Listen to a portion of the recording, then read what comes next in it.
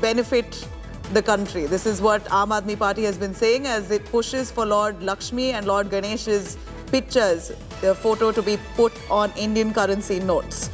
Manish Sisodia also now putting out the same tweet asking for asking for Lord Ganesh and Lord Lakshmi's images to be put on currency notes, saying that this will bring prosperity to the whole country and it will be auspicious. And says that on one side you can put Mahatma Gandhi's image, on the other side you put Lord Ganesh and Lord Lakshmi's image on the currency of India. This will prove to be auspicious for the whole country. This is Arvind Kejriwal's deputy, Manish Sisodia, who said the same. Remember, it's a poll-bound state of Gujarat. At this point, there's Aam Aadmi Party really pushing to please the Hindu voters in the state. And BJP, we heard Sambit Patra extensively calling this nothing but a mere poll stunt. All right, on this note, I'm going to slip into a short break. We'll be right back with news and updates on the other side. Do stay with us.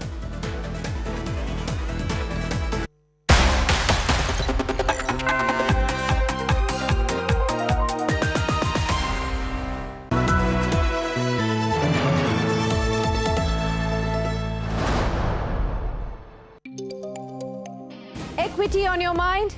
Confused about what to pick and when is the right time to exit the stock? All your questions will be answered. Log on to Business Today TV.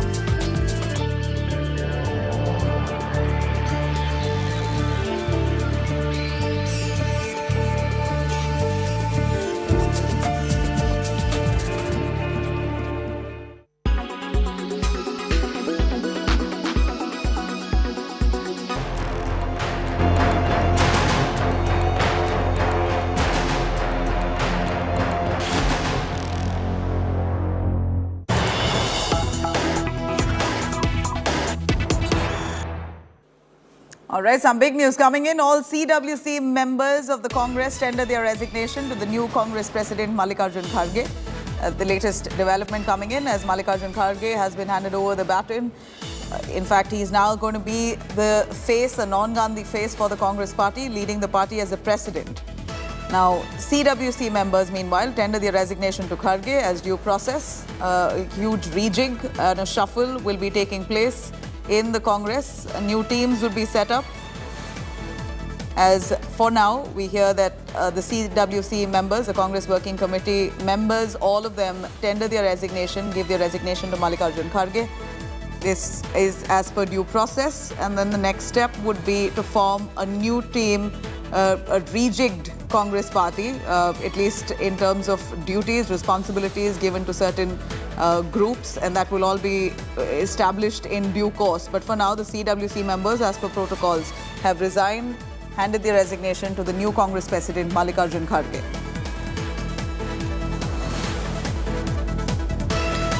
Now, in a historic moment for the grand old party, Mallikarjun Kharge takes charge as the Congress President. Outgoing Congress Chief Sonia Gandhi spoke, handed over the baton to Kharge in a big ceremony at the party headquarters in Delhi. Kharge becomes the first non-Gandhi face to head the Congress in at least 24 years. Sonia Gandhi has said that Congress under Kharge's leadership will take a new turn, saying that the change in leadership was indeed a huge burden lifted off her shoulders. Meanwhile, Kharge, in his first big speech as Congress president, said that he would give his best to uphold the Congress's legacy. He said that 50% of Congress posts will now be reserved for below 50-year-olds. Kharge further slammed the BJP for spreading hate, lies, calling them a threat to democracy. In fact, the ceremony was attended by Congress top brass, including Priyanka Gandhi, Rahul Gandhi, K.C. Venugopal. Remember, Kharge had defeated Thiruvananthapuram MP Shashi Tharoor in this direct contest for the top post of president for the Congress. Gandhi's opted out of the race, wanting a non-Gandhi face.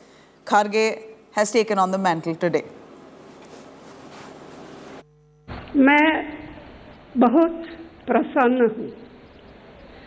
सच कहूँ तो बड़ी राहत महसूस कर रही हूँ। सबसे अधिक संतोष इस बात का है कि अपने अपने विवेक से जिन्हें अध्यक्ष चुना है वे एक अनुभवी नेता है, धरती से जुड़े हुए नेता है, एक साधारण कार्यकर्ता के रूप में काम करते हुए अपनी निष्ठा से, अपनी मेहनत से, अपनी लगन से और अपने समर्पण से इस ऊंचाई तक पहुंचे हैं। मुझे पूरा विश्वास है कि उनसे पूरी पार्टी को एक प्रेरणा मिलेगी, एक संदेश मिलेगा और उनके नेतृत्व में कांग्रेस लगातार मजबूत होगी। इस अवसर पर कांग्रेस के करोड़ों कार्यकर्ता की तरफ से श्रीमती सोनिया गांधी जी के बहुमूल्य योगदान के प्रति हृदय से आदर, सम्मान और आभार व्यक्त करना चाहूंगा। मुझे याद आता है 15 जनवरी 1998 का दिन, जब बेंगलुरु के नेशनल हाई स्कूल मैदान में आपने अपनी पहली जनसभा में कहा था कि मैं कर्नाटक से राजनीति की दीक्षा ले रही हूं। तब से आपने रात दिन निस्वार्थ मेहनत कर कांग्रेस को संभाला है। सोनिया जी हमेशा सच्चाई के राह पर चलती रही। सिर्फ सत्ता के लिए राजनीति करने वालों के इस दौर में त्याग की जो मिसाल उन्होंने कायम की है, उसका कोई दूसरा उदाहरण मिलना मुश्किल है। A very loyal man was the block president of the town of Gulbarga to a ACC president. This shows that anyone can rise to any level who works hard and who are loyal to the party. This is a great example, and I am sure with this rich experience, the Congress party in the Karnataka and the national level will grow, and it will contribute very much to the growth of the party. We are all happy that Kharge become the president of the AICC. Not that Kharge belongs to Karnataka. He has put in 50 years of service in Congress, and he is very loyal to the Congress party. And he has served the nation and the state in various capacities. It's a big responsibility. It's a huge responsibility. You're the president of India's oldest and most responsible party. More people look up to this party for economic justice, social justice. So it's quite natural that it's not an easy job, and he understands that. Elections are always a part of politics. So, of course, you win some, you lose some. But our intention will be to ensure we win every state possible, to ensure that we come back big time in 2024. So, yes, it's quite challenging. I'm not, nobody is discarding that, the difficult times ahead. All right, I'm going to cut across to Supriya Bharadwaj, who is currently at the Congress office, as the rank and file of the party are all in attendance to take a good look at Kharge being handed over the mantle. He was given the certification of election, the baton now in his hand. Kharge, we believe, is going to be independently functioning, taking decisions on his own without the Gandhi family's influence. Is this what the other Congress party leaders reckon too? Supriya, they all believe that this is Kharge's term now. How long, Mama? Well, Nabila, first and foremost, the information that we are getting is that all the AICC CWC members, as well as that of the in-charges, the general secretaries, the frontal organization chiefs, they all have resigned. And right now, after tendering the resignation to Congress President Mr. Mallikarjun Kharge, what we are hearing is that all these leaders that are coming out, some of their spokesperson, along with one member from the election committee, and who happens to be Rajya Sabha MP also, Professor Gowda is with us. Shama Mohammed is with us, as well as Ranjita Ranjan ji is there. First, I'll take from Ranjita ji one quick question.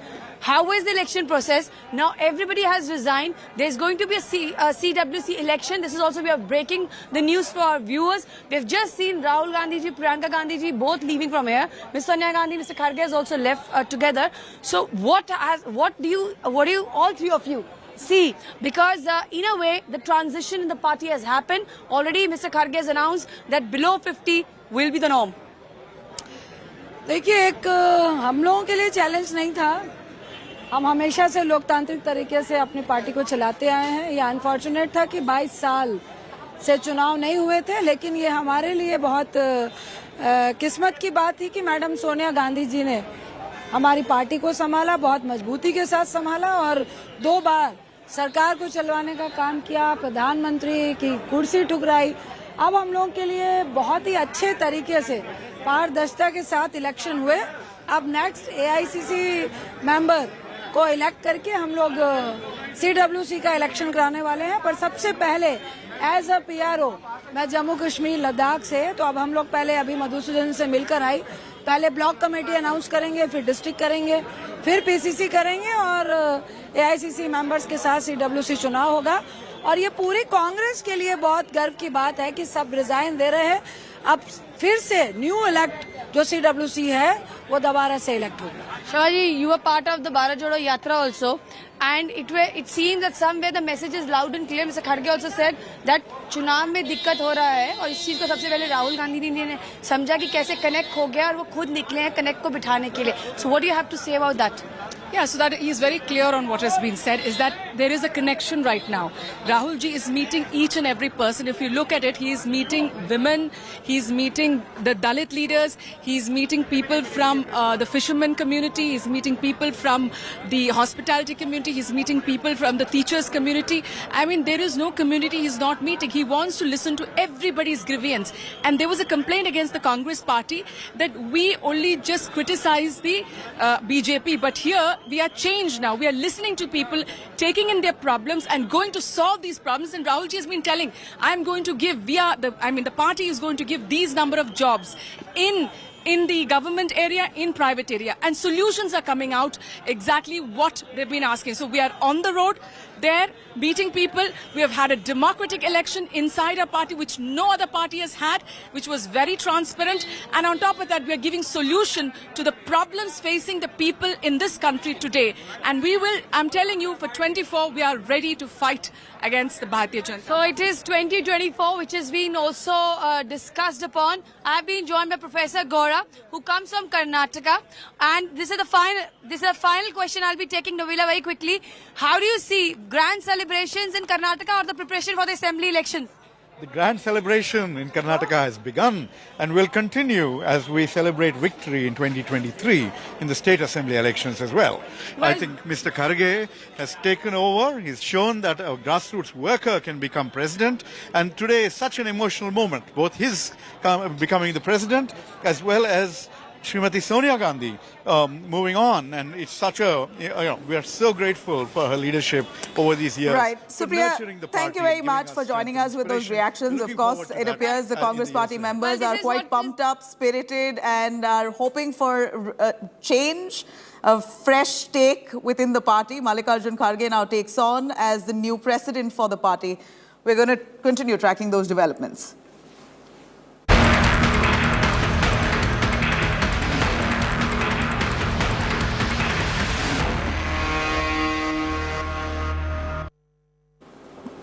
All right, meanwhile, shifting focus here, a big breakthrough in the foiled suicide blast attempt that was made outside a Coimbatore temple. Sources tell India Today that a note was recovered from the blast deceased Mubin's residence, which had a list of prominent government offices and public gathering areas. Bomb-making materials summing up to a total of 75 kgs and explosives were also recovered during those raids.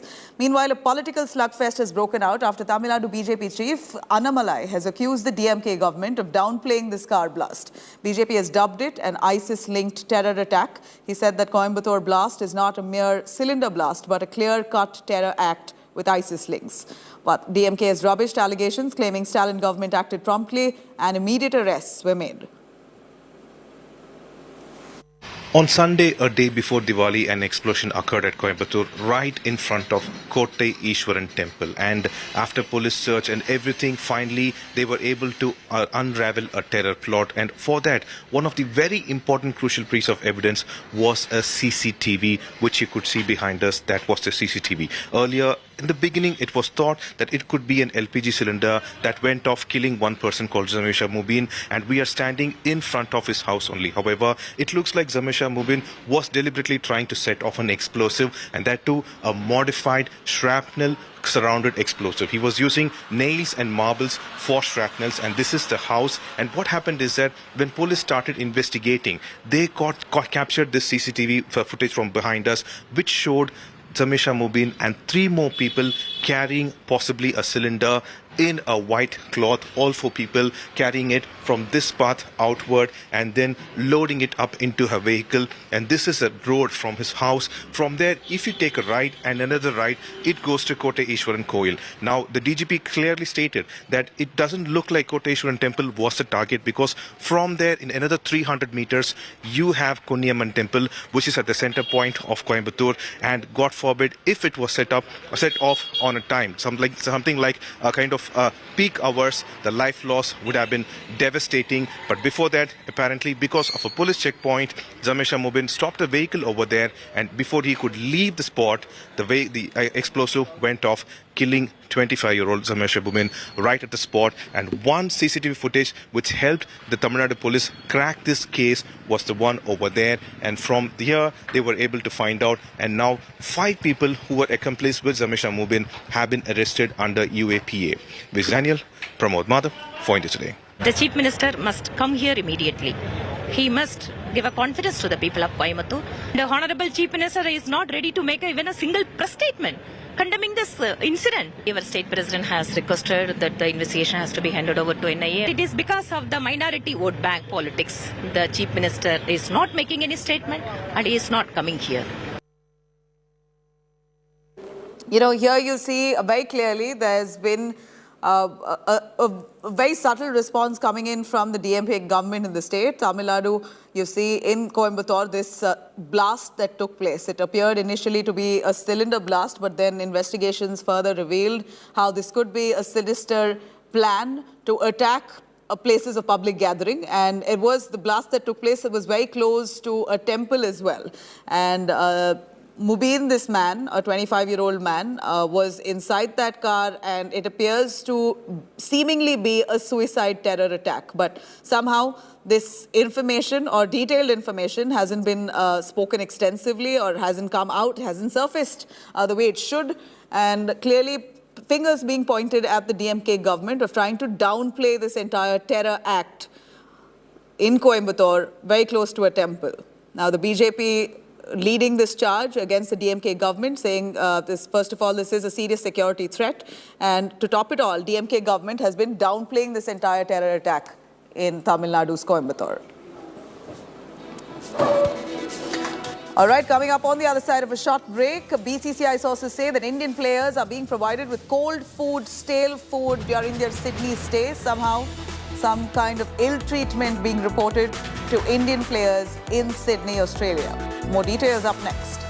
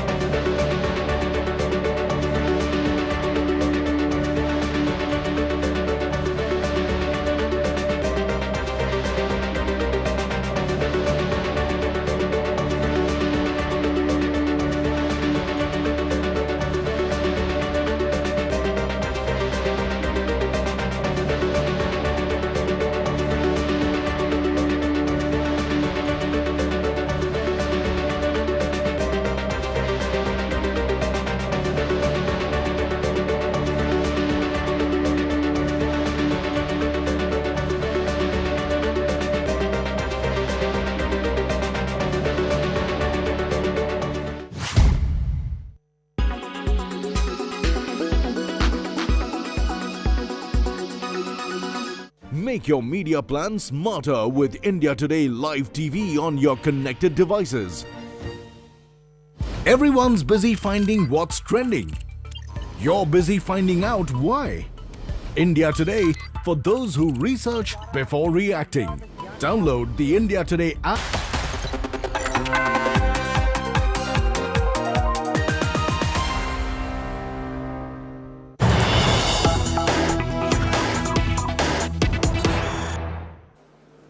Aam Aadmi Party is Hindutva push asking for goddess Lakshmi and Ganesh's pictures on notes. Atishi of the AAP speaking, listening. आदर सत्कार के साथ उसको treat करेंगे क्योंकि भगवान का आशीर्वाद हर व्यक्ति चाहता है। आतिशी, ऐसा तो नहीं कि आप भी गुजरात चुनाव से पहले उसी पिच पर उतर के बैटिंग कर रहे हैं जिस पर भाजपा 27 साल से खेल ही रही थी और अब जो है आप भी भगवान का आशीर्वाद गुजरात चुनाव के लिए ले रहे हैं? आप बताइए, आप रोज सुबह ऑफिस आने से पहले एक बारी मंदिर के सामने हाथ जोड़ते हैं कि नहीं जोड़ते? कोई भी बच्चा एग्जाम देने जाने से पहले मंदिर के सामने हाथ जोड़ता है कि नहीं जोड़ता?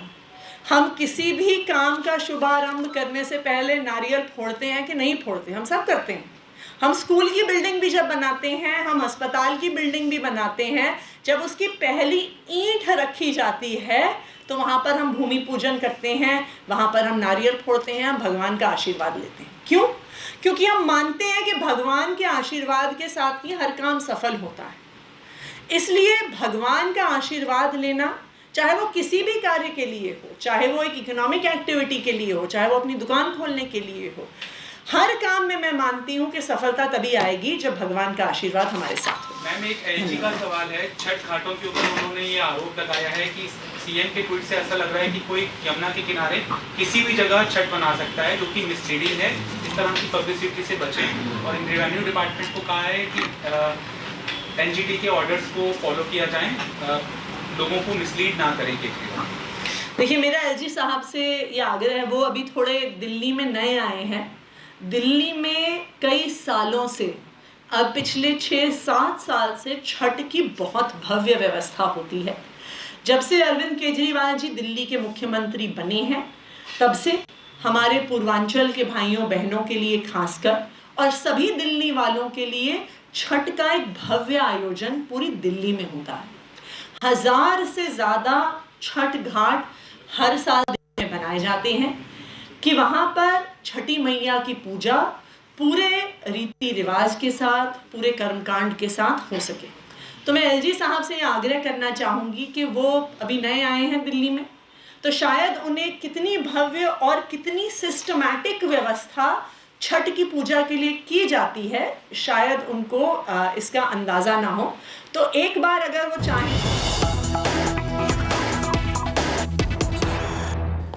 All right. Here's some big news coming in. Former Indian batsman Virendra Sehwag slams the treatment of Indian team in Sydney. Tweets, "Gone are the days when one used to think that Western countries offer such good hospitality. India are way ahead of most Western countries when it comes to providing hospitality of the highest standards." Virendra Sehwag, a former cricketer who's condemning this kind of alleged ill treatment against Team India in Sydney as Team India arrives in Sydney. They've accused of very poor hospitality provided to them when it comes to food, cold, stale food that was served to the Indian players. And now to that, former Indian batsman Virendra Sehwag has claimed, in fact slamming this treatment, ill treatment. Sehwag has put out a tweet saying, and I quote, "Gone are the days when one used to think that Western countries offer such good hospitality. India is way ahead of most Western countries when it comes to providing good hospitality of the highest standards."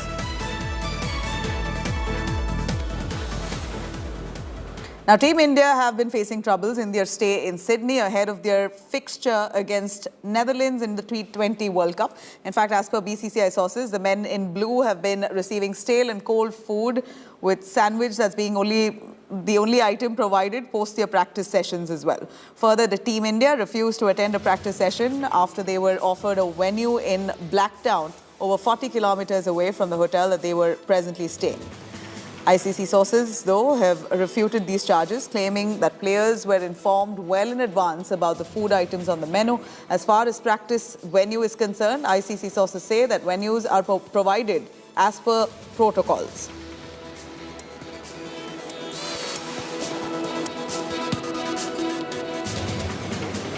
Now, Team India started their T20 World Cup campaign with a win against Pakistan, with Virat Kohli delivering a masterclass. As on one hand, this win will boost the morale of the team, but on the other, there's a concern regarding the opening pair of Captain Rohit Sharma and KL Rahul. Here's a look. Have a look at that, yes. First KL Rahul and then Rohit Sharma, both dismissed cheaply.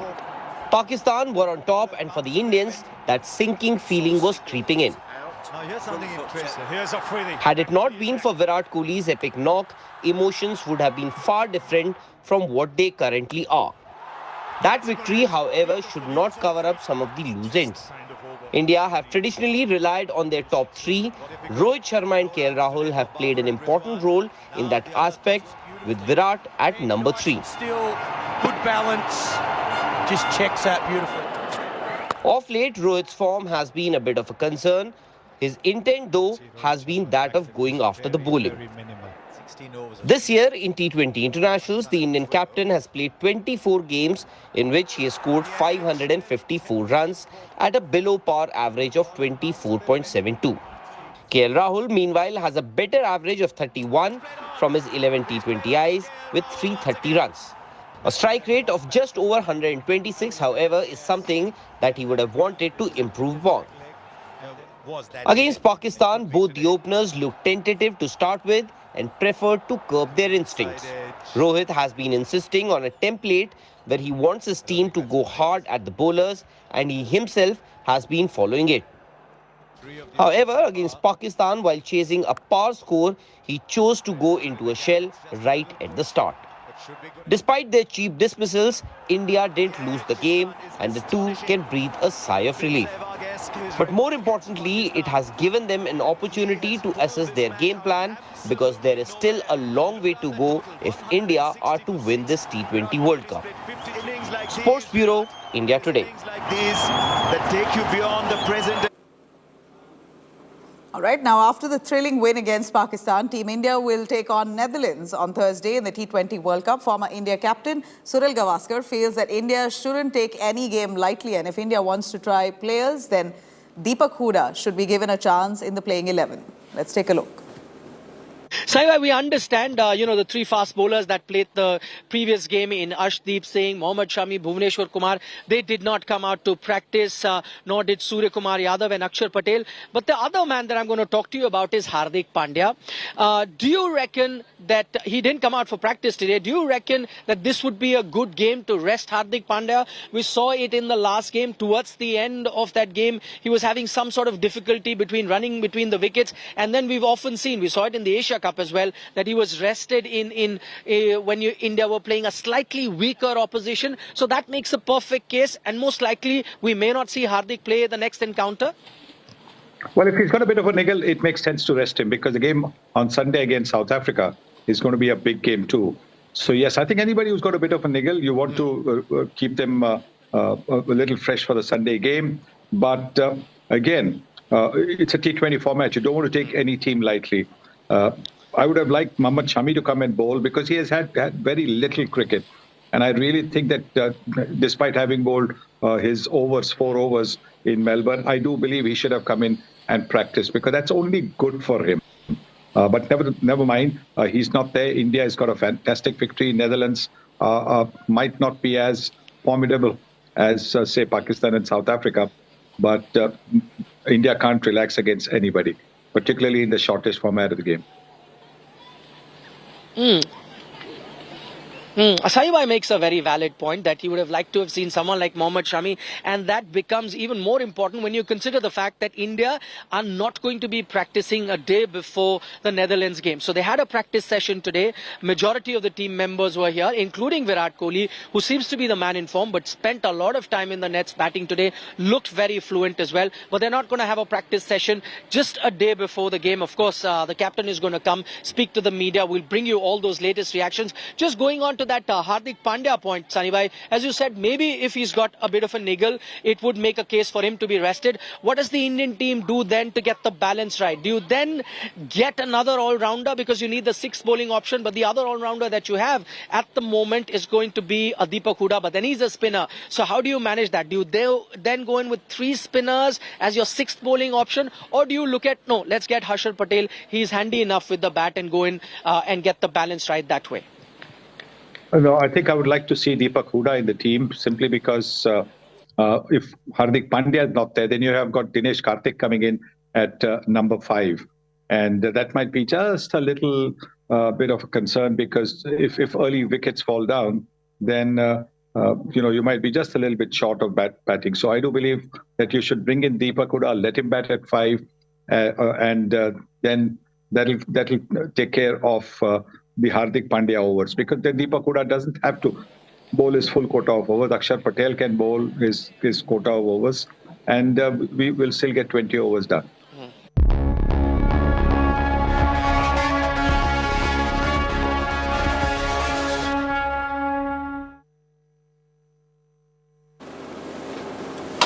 All right, now, a big cabinet reshuffle just a day after Rishi Sunak took over as the British Prime Minister, tasked with taming an economic crisis that has left the country in quite a precarious state. Millions struggling to pay for food or electricity bills. Sunak immediately set about appointing a new cabinet, including choosing Dominic Raab as his Deputy Prime Minister. Sunak has removed about a dozen members of Truss government, but kept several senior figures in place besides Jeremy Hunt, including Foreign Secretary James Cleverly and Defence Secretary Ben Wallace. Home Secretary Suella Braverman, who resigned last week in a move that helped trigger Truss's downfall, got her back in the job now. Sunak has also brought back faces from the era of Truss predecessor Boris Johnson, including Deputy Prime Minister Dominic Raab and Cabinet veteran Michael Gove. All right, for more updates on that, you could log on to indiatoday.in. You could also download our app for more. Stay tuned. I'm going to come back with the top headlines.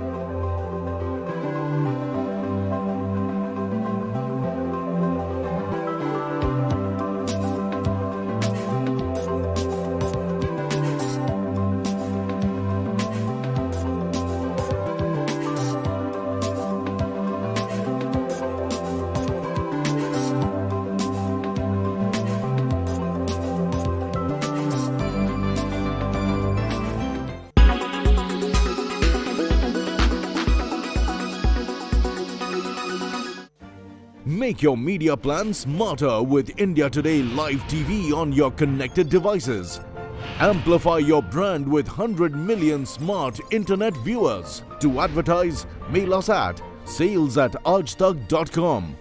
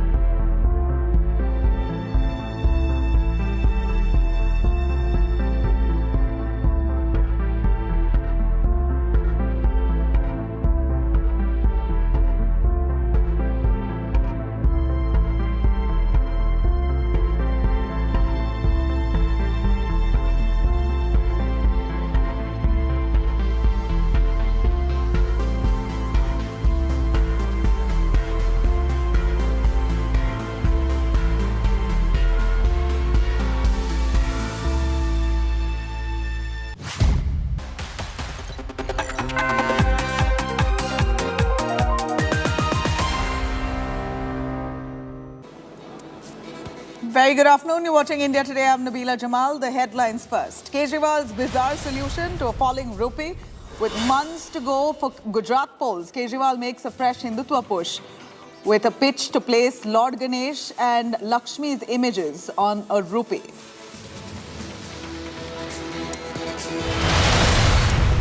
The Kharge era begins in Congress, takes over as Congress president in the presence of Gandhi. Sonia says she is relieved to relinquish her post to Kharge. मैं बहुत प्रसन्न हूँ। सच कहूँ तो बड़ी राहत महसूस कर रही हूँ। And massive politics breaks out over attack outside a temple in Coimbatore on October 23rd. Tamil Nadu BJP chief accuses Chief Minister Stalin of downplaying the incident, writes to Amit Shah demanding cops accepting it as suicide attack. An NIA probe must be initiated into this incident. Now, murkier details emerge in connection to violence which broke out in Vadodara on Diwali night. Cops say that it was a pre-planned attack carried out as part of a conspiracy to disrupt Diwali. Team India has gotten a very bad reception at Sydney in the ongoing T20 World Cup, with BCCI sources saying that players were being provided with cold, stale food during their stay.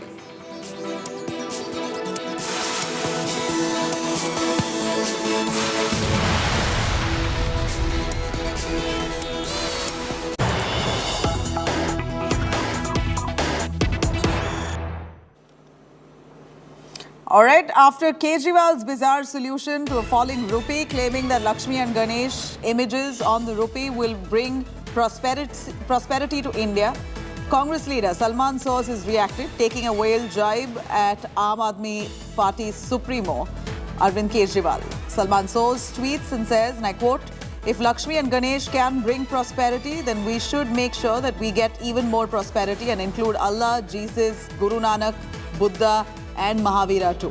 This is Salman Soz, Congress Neta, responding to Arvind Kejriwal, asking for Lord Ganesh and Lord Lakshmi's image to be inscribed on currency notes in India. Here, Kejriwal's bizarre solution to bring prosperity and tame the falling rupee in India has come under fire from the opposition parties, including the Congress and the BJP. The BJP, of course, hitting out, saying that this is a poll stunt trying to please Hindu voters, while Congress saying, Salman Soz of the Congress taking a dig, saying that if Lakshmi and Ganesh can bring prosperity, then we should also add more prosperity and add Allah, Jesus, Guru Nanak, Buddha and Mahavira too on currency notes. Let me quickly cut across to Amit Bharwaj, joining us live for more on this. Amit, a quick word from you as we see Arvind Kejriwal now pushing for Lord Ganesh and Lord Lakshmi's image to be inscribed on currency notes of India to bring prosperity. You have Congress reacting, saying then let's bring more prosperity. Let's also add Allah, Jesus, Guru Nanak, Buddha and many more. Tell us what's really prompted Kejriwal to cite examples of Indonesia, a Muslim country that has images of Goddess Lakshmi, of Lord Ganesh on their currency notes. Well, Nabila, for the past couple of months, Aam Aadmi Party and its chief Arvind Kejriwal have been making statements, posturing in a way that AAP is being projected as a national party. And this particular statement should be taken in that view itself, where Arvind Kejriwal is trying to intervene in the national affairs, where he's expressing that the GDP is not on the right track for the past couple of years. The economy is not doing good. And if we want to bring back the economy on track, images of Lord Ganesha as well as Ma Lakshmi should be inscribed on the currency notes, along with the Mahatma Gandhi's image that we already have on the Indian currency notes right now. However, Nabila, this particular statement has not gone down well with the BJP or Congress either.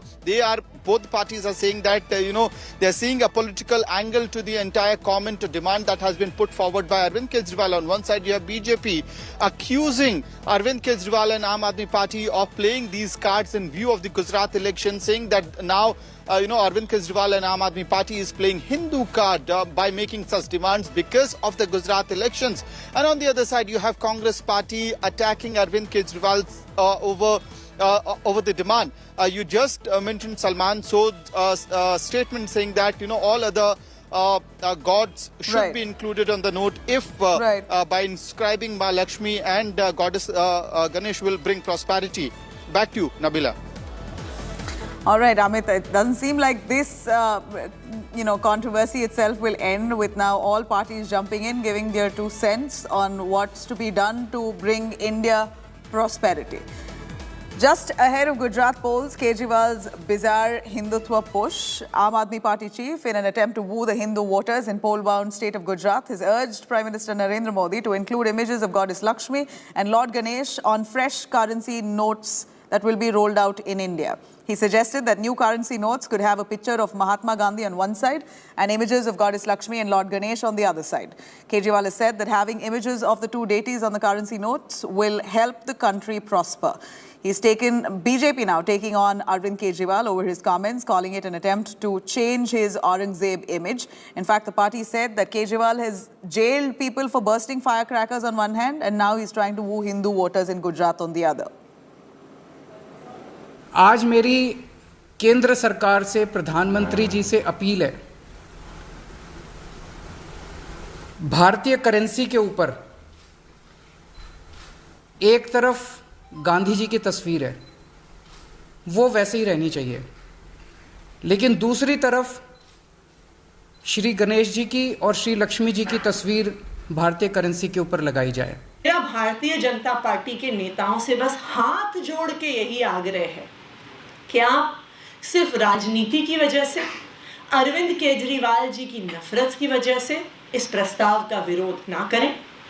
अगर लक्ष्मी जी और गणेश जी की photo हमारे currency notes पर आती है तो उससे देश के 130 करोड़ लोगों को समृद्धि का आशीर्वाद मिलेगा।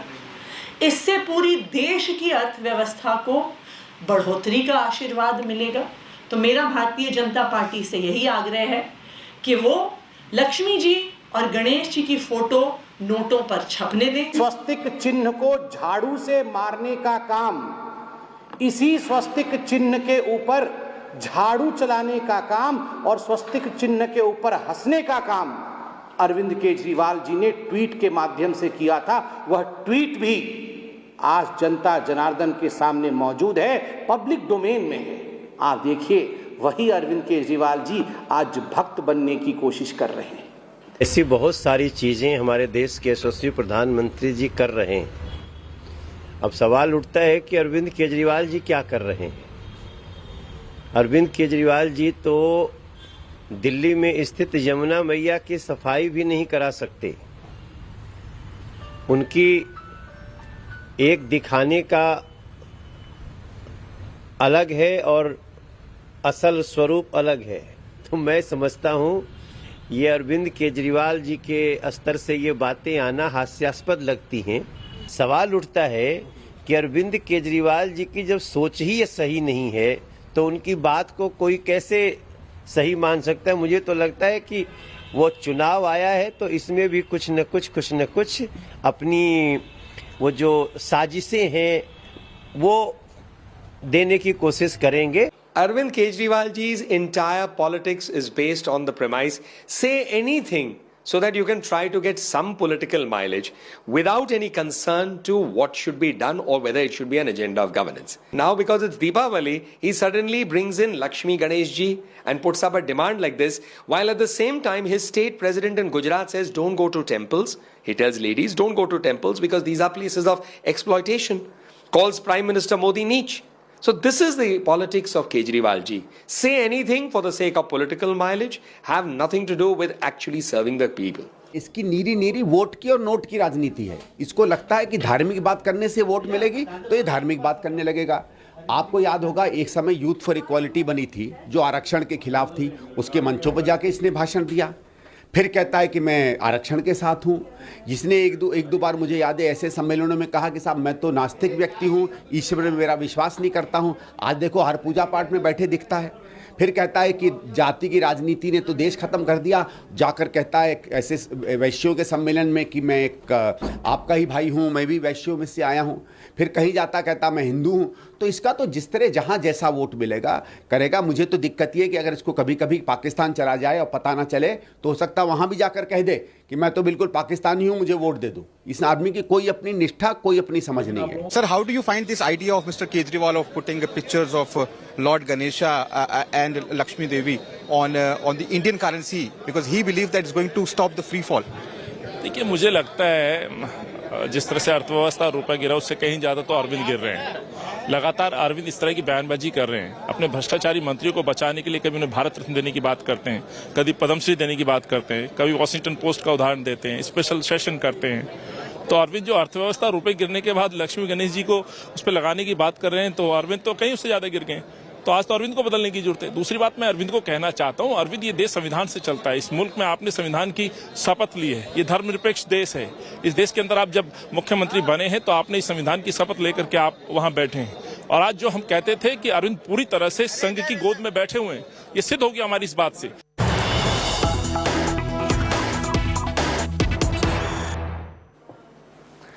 Now, meanwhile, Amit Malviya's scathing attack on Arvind Kejriwal calls him an anti-Hindu bigot who issued crackers fatwa on Diwali in Delhi. This is the BJP attacking Kejriwal, saying on one hand he's jailing those who are bursting firecrackers in Delhi, and on the other he is trying to pull off a poll stunt. So these are the exact words of Amit Malviya.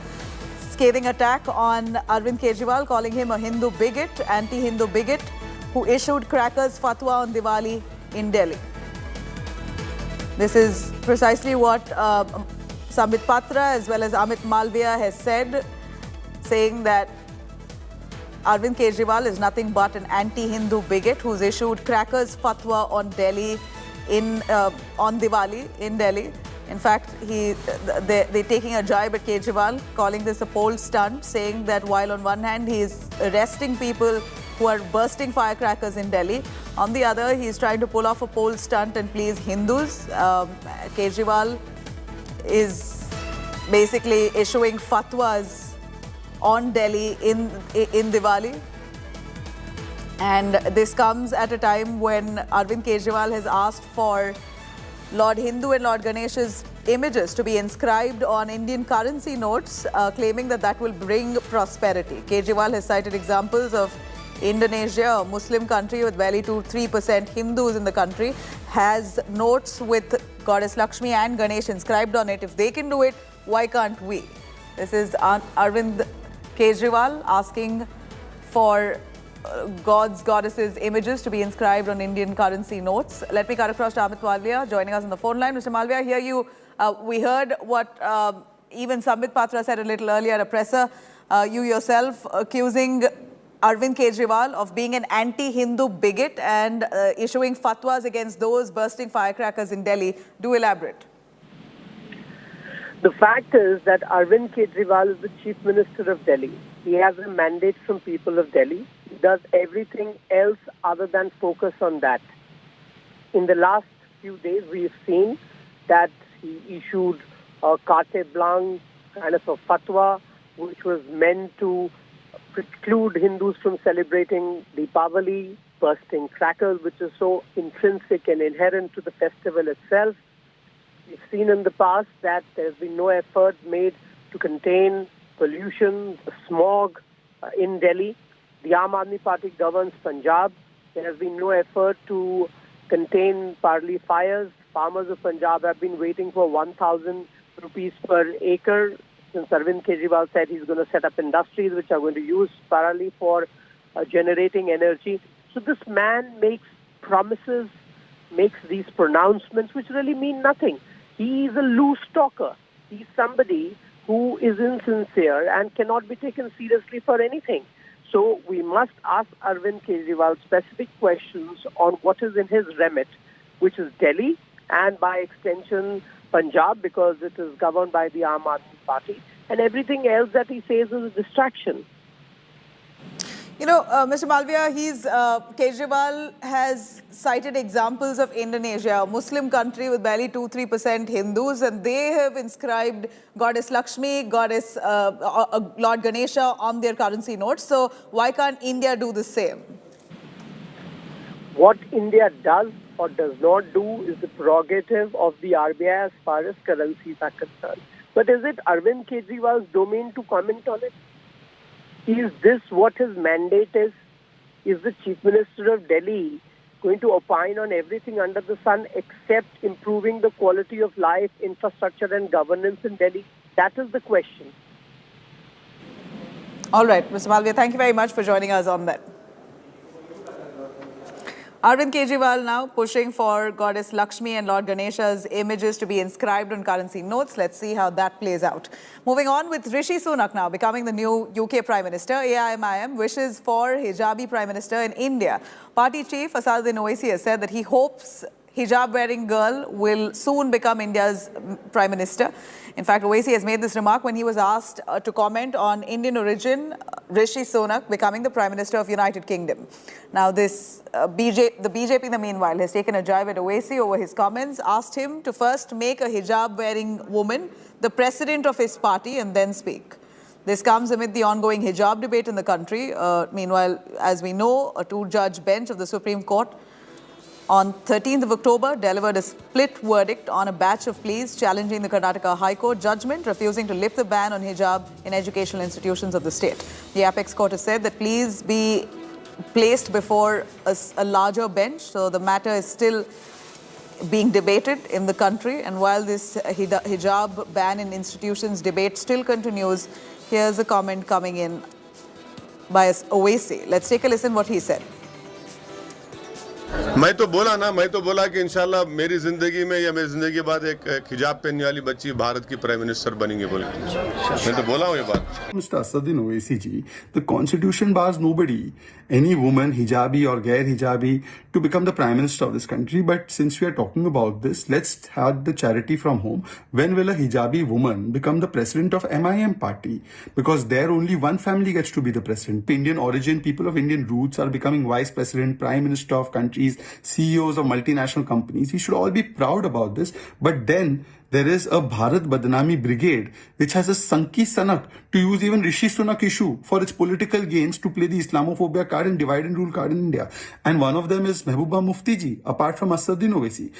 Comparing appearances and raving and ranting about the same is nothing but superficial stupidity of Mr. Asaduddin Owaisi, and he should have an introspective approach where he should look at the kind of freedoms enjoyed by every...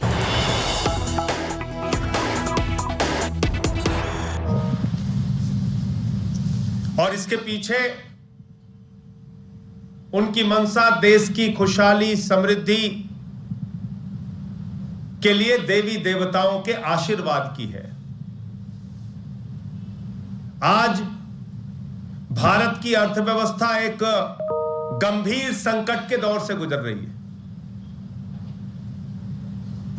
हमको अपने सारे effort करने हैं शिक्षा पे, स्वास्थ्य पे, बिजली पे, पानी पे, देश को महंगाई से बचाने के लिए. लेकिन इसके साथ साथ देवी देवताओं का, भगवान का आशीर्वाद भी आवश्यक है. और इसलिए उन्होंने भारत के प्रधानमंत्री और भारत की सरकार से मांग की है कि एक तरफ राष्ट्रपिता, जो भी नई करेंसी छापी जाए, जो करेंसी मार्केट में है वो रहे, और जो अभी नई करेंसी छापी जाए उसमें एक तरफ राष्ट्रपिता महात्मा गांधी की फोटो और दूसरी तरफ भगवान गणेश लक्ष्मी की फोटो हो. लेकिन मैं देख रहा हूं कि जब से अरविंद केजरीवाल जी ने प्रेस कॉन्फ्रेंस की है, पूरी की पूरी भारतीय जनता पार्टी ऊपर से लेकर नीचे तक सारे प्रवक्ता, सारे नेता इसके विरोध में मैदान में उतर आए, उसकी खिलाफत कर रहे हैं, कह रहा है ऐसा नहीं होना चाहिए, ऐसा तो बिल्कुल नहीं होना चाहिए. अरे भाई, इंडोनेशिया जैसे मुल्क जहां पर 85% मुस्लिम पॉपुलेशन है, वहां की करेंसी पर भी भगवान गणेश आपको की फोटो मिल जाएगी, भगवान गणेश की. और अगर ये डिमांड दिल्ली के मुख्यमंत्री अरविंद केजरीवाल जी ने कर दी, तो भारतीय जनता पार्टी के पेट में दर्द क्यों हो रहा है? भारतीय जनता पार्टी इसका विरोध क्यों कर रही है? सारी लीडरशिप, सारे नेता, सारे प्रवक्ता इसके खिलाफ क्यों हैं?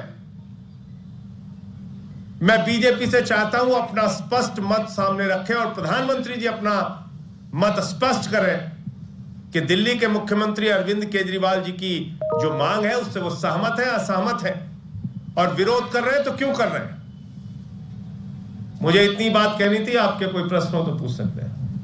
सर, बीजेपी ने कहा है कि गुजरात चुनाव के पहले मुख्यमंत्री का ये सियासी दांव है। देखिए, ऐसा है कि बीजेपी एक लाइन में जवाब दे, वो अरविंद केजरीवाल जी के इस सुझाव, इस प्रस्ताव के साथ खड़ी है या खिलाफ में है। बातों को घुमाने से काम नहीं चलेगा। वो विरोध क्यों कर रहे हैं, इसका जवाब दें। धन्यवाद।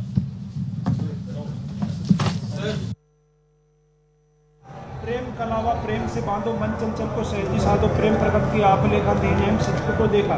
The party Sanjay Singh, who's come back right after Sambit Patra of the BJP to hold another press conference, asking why is BJP opposing this, the move to add Goddess Lakshmi and Lord Ganesha on Indian currency notes to bring prosperity to the country.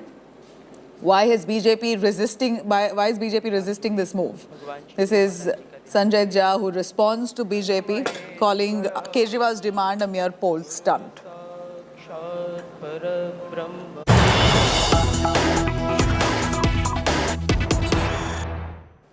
Now, clearly, we're seeing attack after attack by the BJP on Arvind Kejriwal. BJP Shehzad Poonawalla now putting out a tweet. We have seasonal fruits and we have a seasonal Chunavi Hindu in Kejriwal. After emulating Aurangzeb and putting a ban on firecrackers in Delhi and allowing Gopal Italia and others to abuse Hindu faith, now Kejriwal is pretending to be a Hindu. Has he acted on those who abuses Hindu astha? This is a question raised by Shehzad Poonawalla of the BJP while he fires a jibe at Arvind Kejriwal. It seems like they've been at quite a slugfest that's now playing out between Aam Aadmi Party and the BJP. AAP, as we see, have been pushing for Goddess Lakshmi and Lord Ganesh to be inscribed on Indian currency notes, calling this, saying that this move will bring prosperity to India. And Kejriwal has cited examples of Indonesia, a Muslim country that has images of Goddess Lakshmi and Lord Ganesha inscribed on their currency notes. If they can do it, why can't we, says Kejriwal, the Aam Aadmi Party, while BJP now firing the part-time Hindu jibe at Kejriwal. In fact, in the latest, Shehzad Poonawalla now hitting out at Kejriwal, calls him a Chunavi Hindu. Basically, becomes a Hindu only during election season. This jibe at Arvind Kejriwal, saying that he's only pretending to be a Hindu. Why does he not act to protect the Hindu astha? On one hand, he's banning firecrackers, jailing people who are indulging in Diwali celebrations through bursting of firecrackers. On the other, he is now trying to push for Goddess Lakshmi and Lord Ganesh on Indian currency notes, saying that that will bring prosperity. That doesn't add up. This is just an opportunist speaking at a time of elections, is what the BJP says, calling Kejriwal a Chunavi Hindu. This is precisely the words used by Shehzad Poonawalla of the BJP, saying that Arvind Kejriwal is nothing but a Chunavi Hindu. Why does he not act to protect Hindu astha?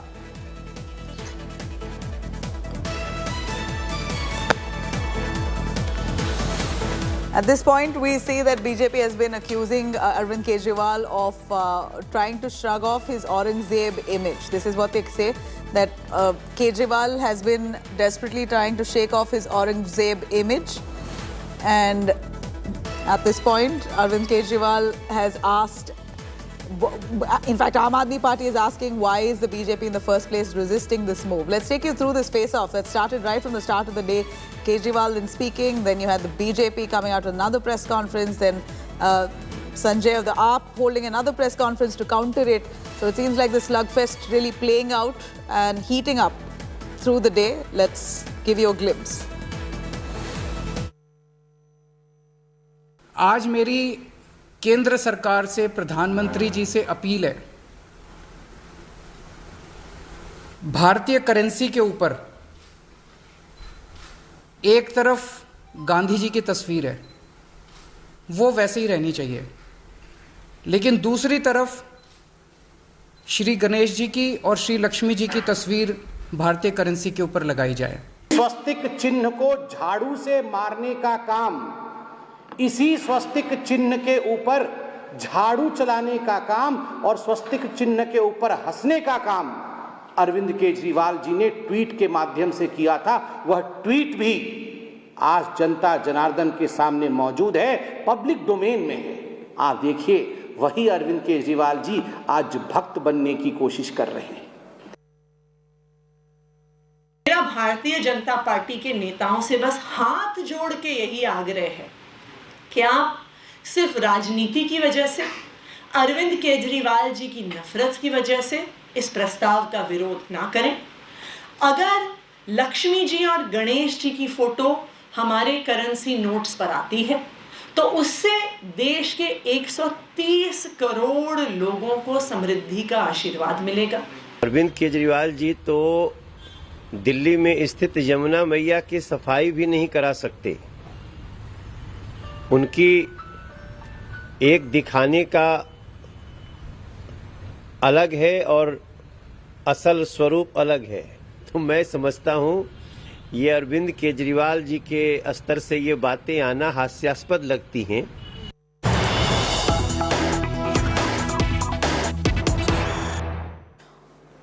All right, now I'm going to cut across to Kerala. Governor versus the state government showdown that's currently escalating. SFI students now staging a protest. Shibi Bol joining us.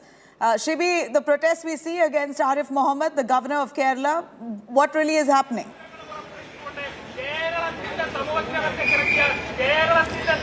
Well, yes, Nabila. In fact, there is an update to give. Also, the Kerala governor has written to Chief Minister Pinarayi Vijayan saying that he is withdrawing his pleasure for Finance Minister K.N. Balagopal, and he said that. He cited some media reports in the letter written to Chief Minister and said that he has compared universities in UP universities in UP and Kerala, and that's why a lot of ministers, a lot of other ministers also tried to attack me, but that's okay. But that's personal attacks. But that's not the case with K.N. Balagopal's attack. Now, Chief Ministers, as per sources, we are hearing that Chief Minister has said that it will not be allowed. In fact, right now we are outside Raj Bhavan, where the SFI, the Students Federation of India, the student wing of the CPIM, is taking out a protest against the governor. In fact, yesterday we saw a lot of protests taking place across the state in various locations.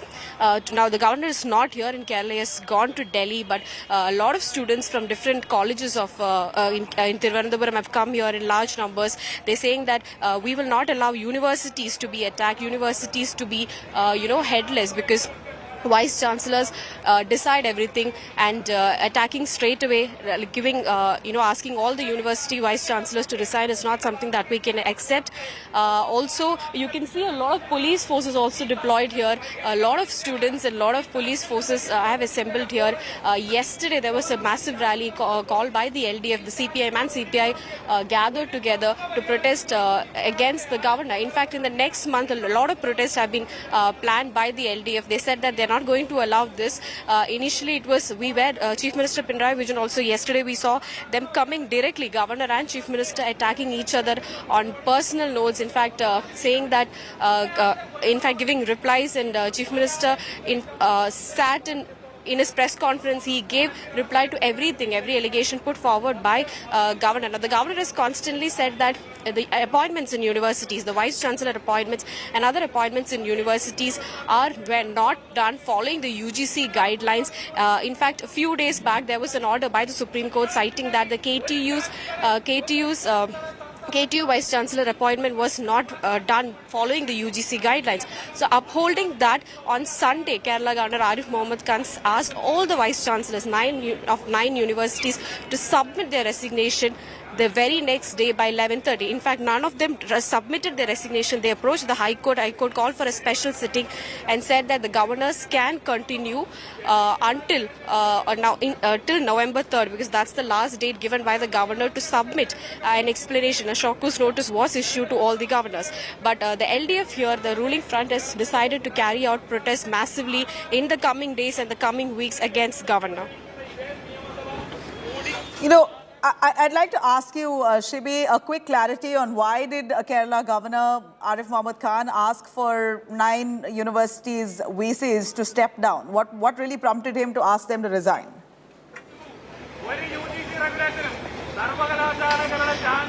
Well, the governor versus government clash has been going on in the state for a pretty long time now, Nabila. In fact, so he has always said that the appointments in the Kerala, in universities across Kerala, has been done not following the UGC guidelines. It has been done through nepotism and other charges. Like people who the government prefers has been appointed in the post of vice chancellor and other posts.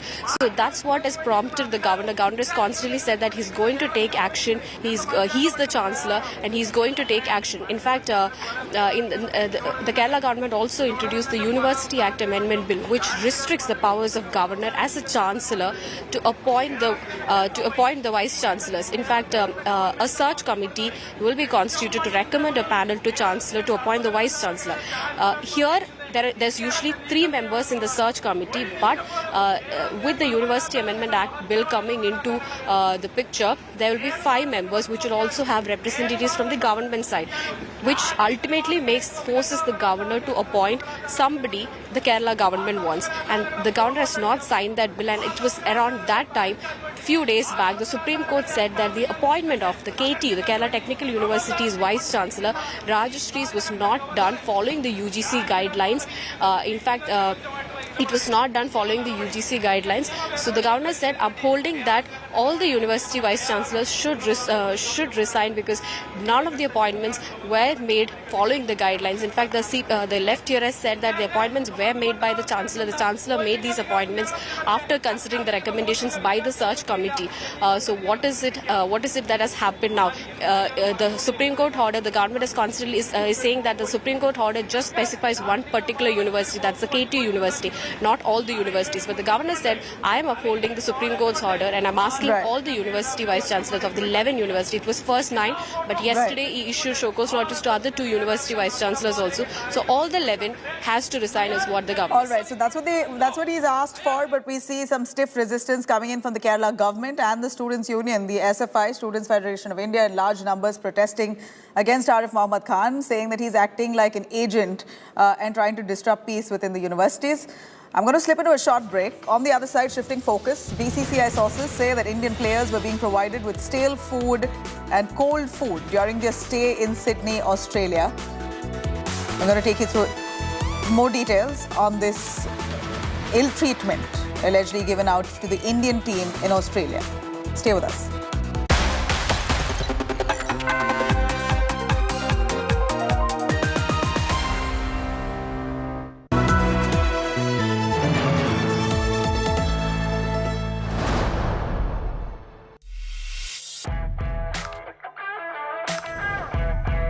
Art, science, and risk of making money from the markets. It's not about hot tips, but it's about making the right choice. Don't try and time the markets, but invest time in making the right call. Only with Business Today Television.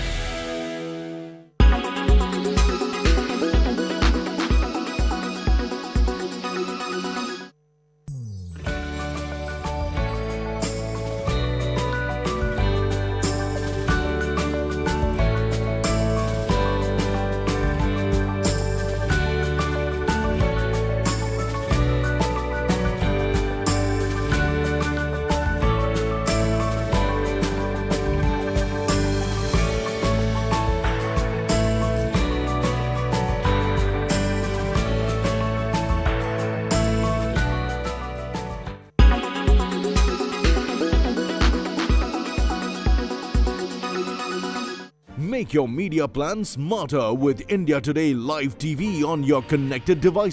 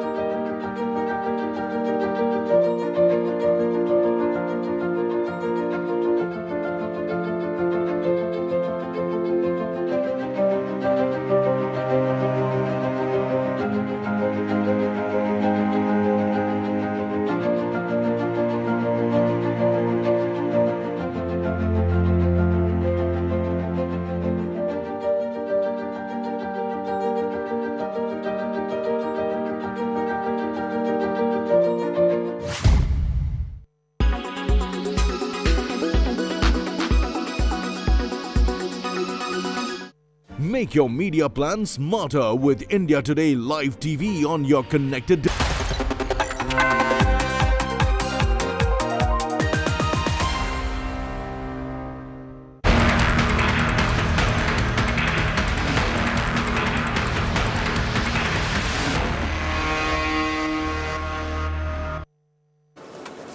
All right, now a big breakthrough that's coming in the car blast outside a Coimbatore temple case. Sources tell India Today that a note was recovered from the blast deceased Mubin's residence that had a list of prominent government offices and public gathering areas that he wanted to target. Bomb-making materials summing up to at least a total of 75 kgs in explosives were recovered during those raids. Meanwhile, a political slugfest has broken out after Tamil Nadu BJP chief Annamalai has accused the DMK government of downplaying this car blast. The BJP has dubbed it an ISIS-linked terror attack. He said that Coimbatore blast is not a mere cylinder blast, but a clear-cut terror act with ISIS links. But the DMK has rubbished these allegations, claiming the Stalin government acted promptly and immediate arrests were made. On Sunday, a day before Diwali, an explosion occurred at Coimbatore right in front of Kotte Ishwaran temple. And after police search and everything, finally they were able to unravel a terror plot. And for that, one of the very important crucial piece of evidence was a CCTV, which you could see behind us. That was the CCTV. Earlier, in the beginning, it was thought that it could be an LPG cylinder that went off, killing one person called Zamesha Mubin, and we are standing in front of his house only. However, it looks like Zamesha Mubin was deliberately trying to set off an explosive, and that too a modified shrapnel surrounded explosive. He was using nails and marbles for shrapnels, and this is the house. And what happened is that when police started investigating, they captured this CCTV footage from behind us, which showed Zamesha Mubin and 3 more people carrying possibly a cylinder in a white cloth, all 4 people carrying it from this path outward and then loading it up into her vehicle.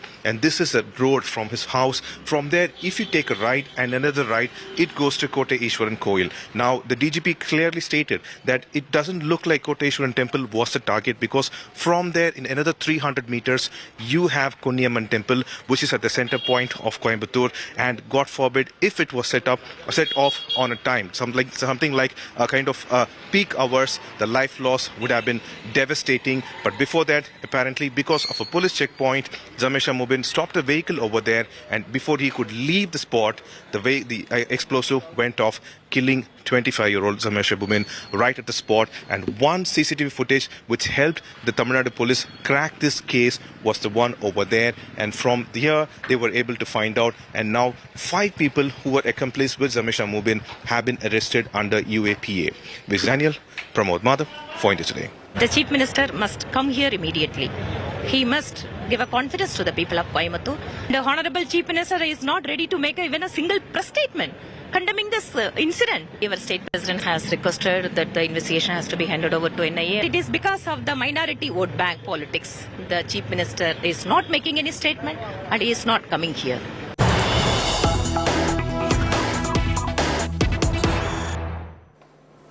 All right, here's some big news. A shocking road raid incident that's been caught on cameras. A man smashed the head of another man with a brick on a busy road. The victim has died while being rushed to the hospital. In fact, hunt on currently for the culprits. This is a road rage incident being reported from Ghaziabad. A car parking argument led to death. Disturbing video here that's gone viral now, showing a man literally smashing the head of another person lying on a busy road. The victim died when he was rushed to the hospital, was attacked outside an eatery. 5 teams formed to nab the culprit. Very disturbing visuals as we see that a man enraged over some parking arrangement comes out and hits another person with a brick, hits him on his head and then flees. Let's listen to the SP Ghaziabad speaking on this.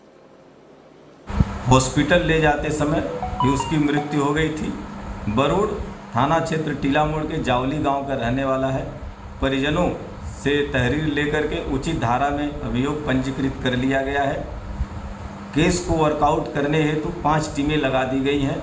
यथाशीघ्र case का अनावरण करके आरोपियों को jail भेजा जाएगा। Let me cut across to Shreya Chatterjee joining us live. Shreya, a quick word from you on what really happened.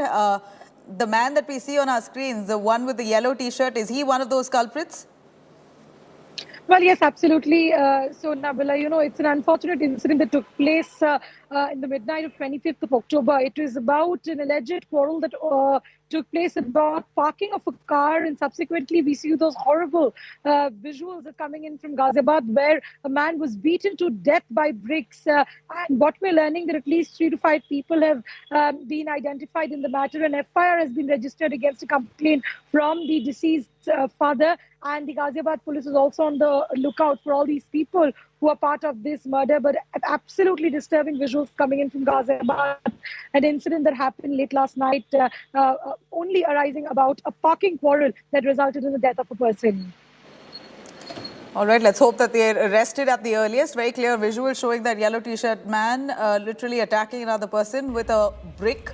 He's beaten him on the head and that man dies. This is a road rage incident being reported from Ghaziabad. The police investigating this.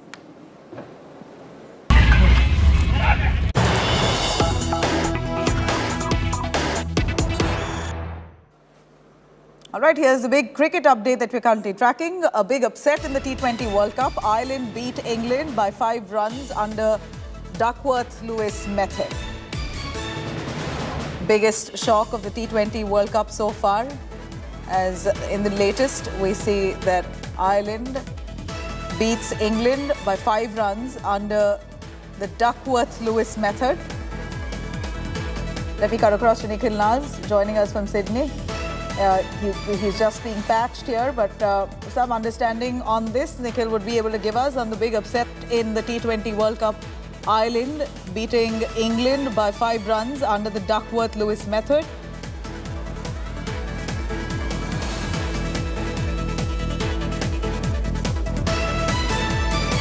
Let me cut across to Nikhil Naz for more on that. Nikhil, a quick word from you. Do explain to us what's happened while T20 World Cup, Ireland beating England by 5 runs under this Duckworth-Lewis method. Elaborate for us.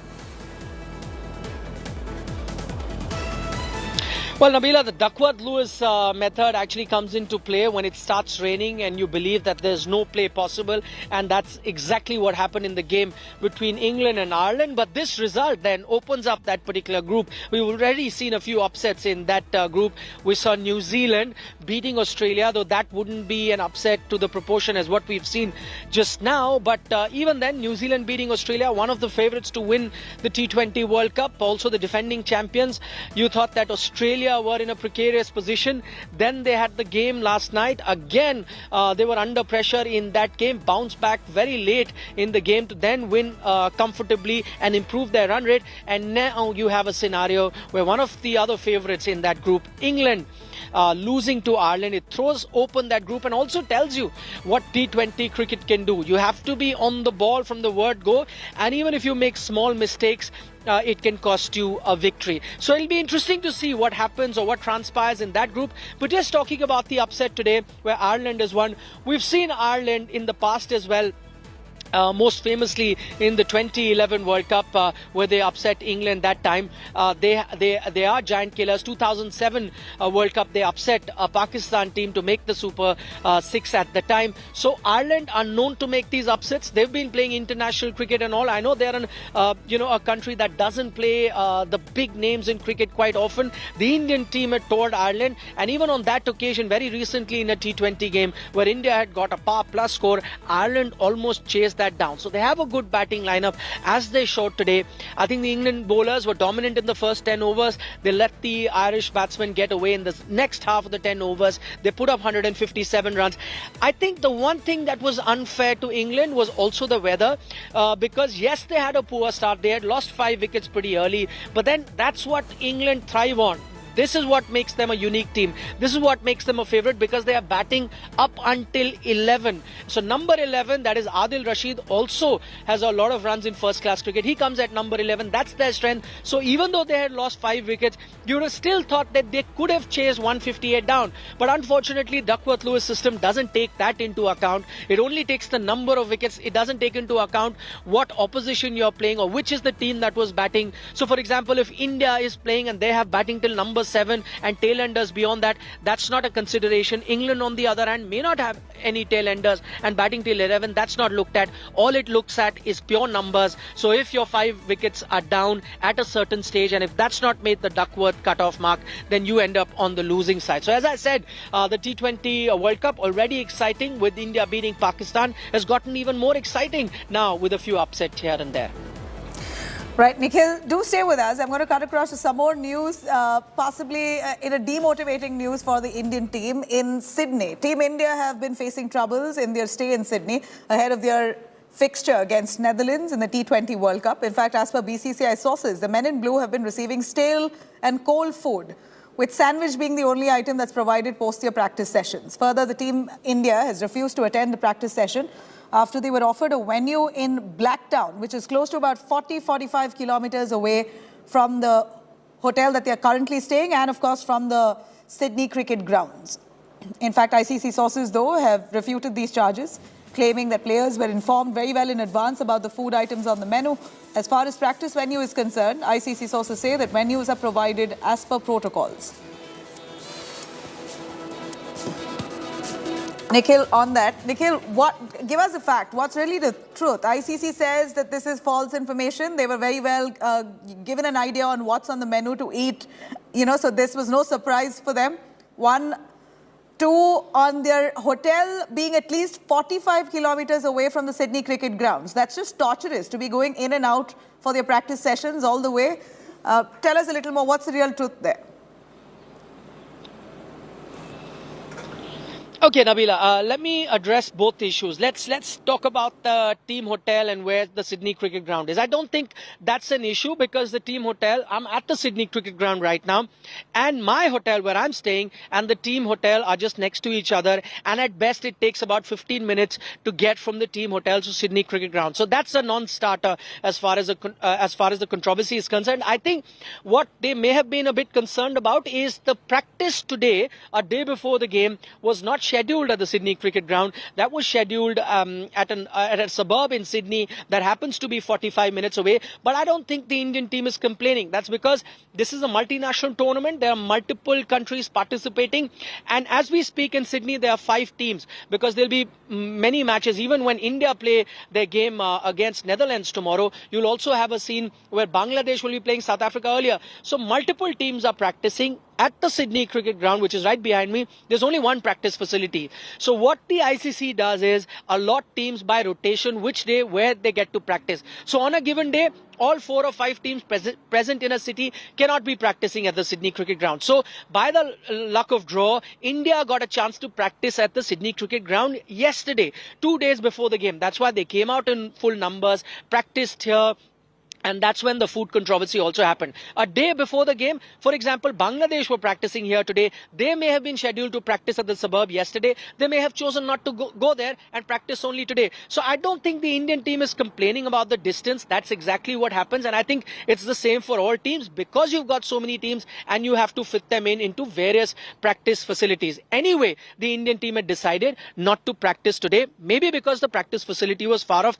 Nothing that the Indian team is complaining. Let's get to the food issue now, and what the ICC, and I think there are 2 sides to this story. ICC made it very clear the food menu for what is to be served 2 days before the game was made available to the Indian team well in advance. There's a player's handbook. You can take a look at each day, what time are you practicing and which venue are you practicing and what food would be made available to them. Had the Indian team objected to the food that was being made available at the time, maybe the ICC or the local organizing committee may have looked at that and then tried to rectify that. On the other hand, they also mentioned that the food that was made available was the same for all teams. Thirdly, in terms of what the protocol is, it is the local organizing committee that organizes. But I think there's a difference of culture as well that we need to look at. If you travel to anywhere in Europe, in Australia, it's pretty common to have cold sandwiches and falafel and fresh fruit for lunch. We in India may not be used to it. We're used to a hot meal, and maybe the ICC or the organizing committee could have been a bit more sensitive to that and have understood the demands of the local team. As I said, both parties could be faulted for not having the right kind kind of food that they may have been looking at. But as I said, two sides to the story. The ICC has also said that we haven't yet received a written complaint from the BCCI. What we're getting to here is that the team is unhappy via sources. So the ICC says once we get a written complaint, we'll also look at this matter more Take it up. Yeah. All right, Nikhil, thank you very much for clarifying on that. Of course, it was quite upsetting to hear that Team India was not being treated the way they should have been.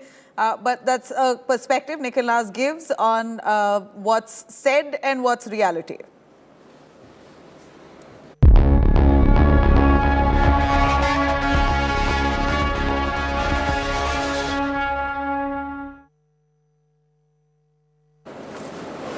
All right, now a big cabinet reshuffle just a day after Rishi Sunak took over as the British Prime Minister. Tasked with taming an economic crisis that has left the country in a precarious state and millions struggling to pay their food and energy bills, Sunak immediately set about appointing a cabinet, including choosing Dominic Raab as his deputy prime minister. Sunak removed more than a dozen members from the Truss government, but kept several senior figures in place besides Jeremy Hunt, including Foreign Secretary James Cleverly and Defence Secretary Ben Wallace. Now, Home Secretary Suella Braverman has been appointed, who resigned just last week in a move that helped trigger Truss's downfall. He's got her back into the job now. Sunak has also brought back faces from the era of Truss' predecessor, Boris Johnson, including Deputy Prime Minister Dominic Raab and Cabinet veteran Michael Gove.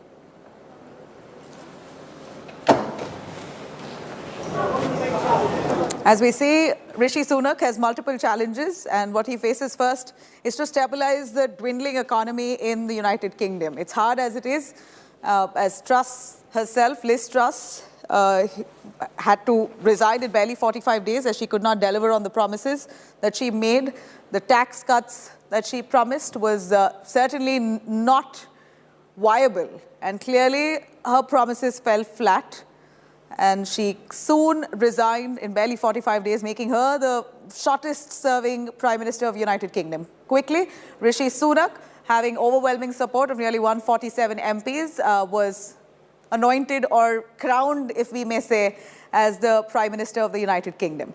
I'm going to take you through on Rishi Sunak's new cabinet. Of course, there's a huge revamp. Many of them have resigned and many new inductees. Let me show you on who's retained so far. Jeremy Hunt remains the Chancellor. In fact, on the other hand, apart from that, James Cleverly right now is the Foreign Secretary. This is under Rishi Sunak's governance. And Ben Wallace will be the Defence Secretary, as per latest reports. And then, of course, Suella Braverman, who had quit and resigned while she was with Liz Truss, now has come back as Home Secretary under Rishi Sunak's cabinet. And then you have Penny Mordaunt, who's the Commons leader. Again, Penny Mordaunt was also a strong contender to Rishi Sunak. Also, Kemi Badenoch, who's the International Trade Secretary under Rishi Sunak's cabinet.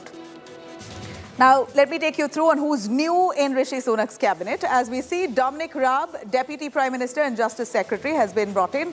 And then we have Grant Shapps, who's the Business and Energy Secretary, brought in under Rishi Sunak's cabinet. And then Steve Barclay, who's a Health Secretary under his cabinet. Now, we also see that Therese Coffey has been appointed as the Environment Secretary. Nadeem Zahawi, who's now the party chairman. Now, this is Rishi Sunak's new cabinet as he takes on as the first ever man of colour to be the Prime Minister of the United Kingdom. Indeed historic. Let's see how he really shapes the government and, his governance in days to come. Let me take you through a quick roundup, though, of all the top global news that we're currently tracking this hour. Ukrainian President Volodymyr Zelensky said that he discussed Russian threats with German President Frank-Walter Steinmeier during a news conference in Kiev. He further added that Ukraine and Germany assess similar Russian threats. Extremists attacked and vandalized the Kali temple at Govindpur Kotwali in Dinajpur district of Bangladesh. In fact, local Islamist Tushar Islam and his group were involved in this incident as per initial reports. Indians living in Canada alleged that during Diwali celebrations, Khalistan supporters created ruckus. They gave a befitting reply to Khalistan supporters by sloganeering Bharat Mata Ki Jai. Russia has notified the United States about its plans to carry out exercises of its nuclear forces, declining to offer further details about drills expected to include test launches of ballistic missiles. And fire burned at a petrol station in southern Ukrainian city of Dnipro after a missile strike at the facility. Footage shared by the deputy head of Ukraine's presidential office showed blazes at petrol stations on Marshalla Malnovskoho Street.